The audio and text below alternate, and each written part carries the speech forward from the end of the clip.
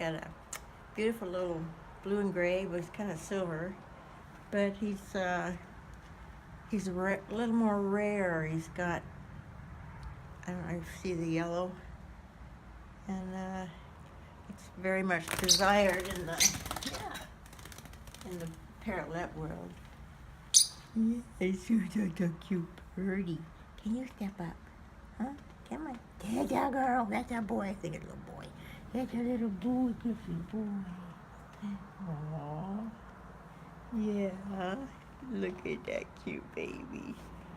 Oh, he's a perfect little bird. He's a perfect bird. Yes, you are. Now, every bird's gonna be a little shy at first, and your job as a new owner is to make them feel safe, like you're saving them all the time, and like, I got you, yeah. And once they feel completely safe, then they settle down, and then they just all love it all over you. Yeah, you precious little guy.